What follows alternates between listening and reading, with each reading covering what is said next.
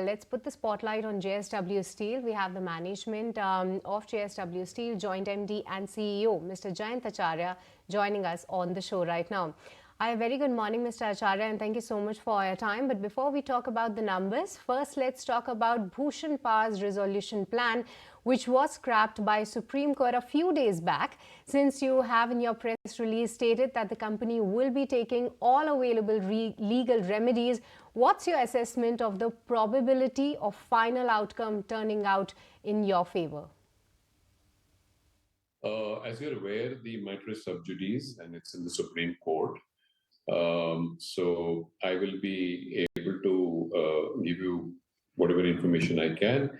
So one thing is that on the implementation of the plan, we have implemented the resolution plan as per the law and fully in compliance with the plan. That's number one. Number two is that we have revived the asset to where the asset is seen today with respect to volume and operational performance both. We have analyzed the matter with our legal advisors, and we believe we have strong grounds for looking at all the legal remedies, and we would be taking steps towards that.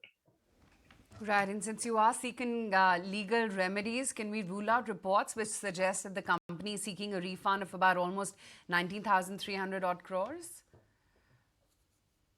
So basically, there is a process which you need to follow as per the agreement in the resolution plan, which had specified number of days. So it's a communication which needs to be followed.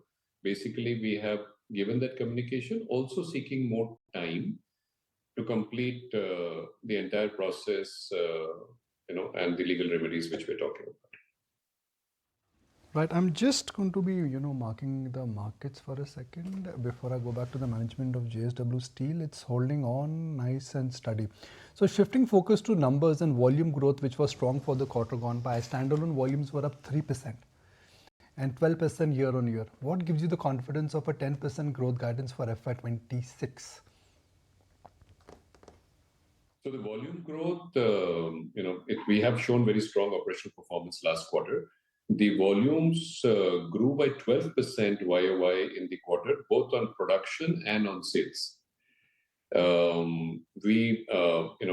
You've seen the India numbers for the year as a whole.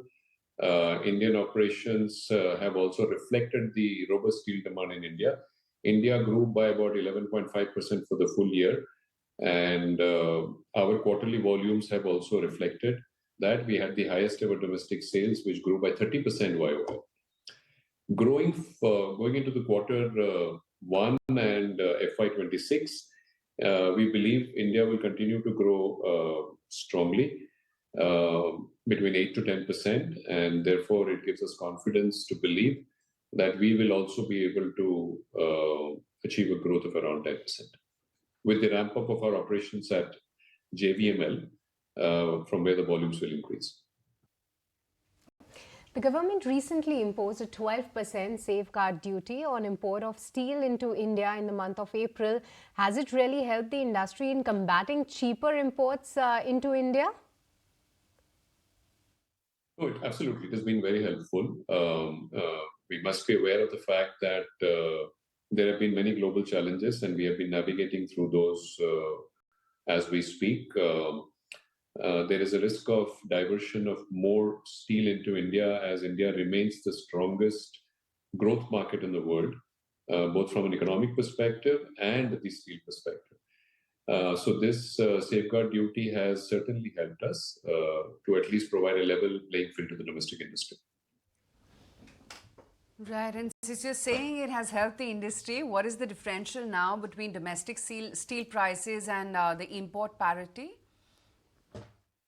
Rather than going into numbers, I would say that the international prices have been range-bound in the eastern part of the world, that is specifically from China and Southeast Asia. As you know, China has surplus steel, and they continue to export surplus steel to the world. And that's something which we have to be cautious about. However, the prices have moved up in Europe and in US both. on the back of measures which the governments have taken. And there you have seen prices move up from the lows. Even in China, I think the steps which have been taken to revive the domestic economy is positive. And that should yield results in the medium term. The domestic consumption should improve. I feel the production from China every year has been moderating, and that probably will give some relief to the pressure on exports they have today. Now, spreads have been strong in Q4. How are cooking and iron ore prices shaping up this year? And as the EBITDA per ton, which is about 8,800 per ton, is that sustainable? I think the coking coal prices last quarter went down by $15, more or less in the range as we guided. In this quarter, we see quarter one of 26, we see the coking coal prices lower at another $10 to $15.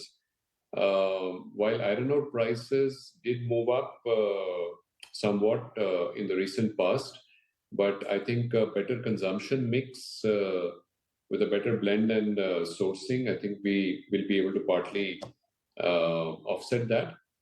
The advantage on pricing, which came in the last quarter towards the later part, especially in March and April, that benefit would flow into quarter one from a price perspective, and that would give a flip to the margins. So a positive price environment, better cost efficiencies and coking coal cost coming down, that would help operational EBITDA. And yes, we are confident that it will be much better than what quarter four was. All right, Mr. Acharya, your net debt declined 5% on a sequential basis. Believe that was led by the release of the working capital, healthy cash generation. Is this trend of deleveraging sustainable? And after that, 14,600 crores of capex in FY25. What will be your FY26 capex guidance? Yeah, so the debt we have been able to reduce by 4,350 crores. We had strong cash flow generations in the business. And going forward, you would have seen that the ratios also in quarter four have reduced, net debt to EBITDA. Going forward, the ratios will progressively decline in FY26. So that is more financially prudent management. As we expand on growth, we take care that the ratios progressively go down. As far as the capex for this year is concerned, last year we were close to 15,000 crores, as you rightly said. This year we expect to spend about 20,000 crores in capex for growth and various downstream projects. Right. Mr. Acharya, I also wanted to understand that, we understand that you were, interested in NMDC and Vedanta steel assets. Any update on the same? No update. I think this is a regular question, but no updates as of now. If there is anything, we'll come back to you. Okay, Mr. Acharya, thank you so much for your time and joining in as always.